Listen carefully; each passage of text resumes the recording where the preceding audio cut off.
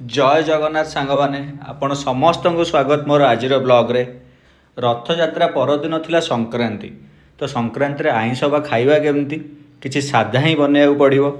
तो आज हूँ होम स्टाइल साधा खाइबा जहाँ आम ओडिया माने सबुदिन खाऊ घरे से स्टाइल खाइबा गोटे बनवाक ही इच्छा है। आज भात डालमा आउ किछिटा भजा आपण मैंने आसतु देखा कौन कौन सब आज बनी। फ्रेश कलरा मिलूला ताको मु राति आनी देइथिली।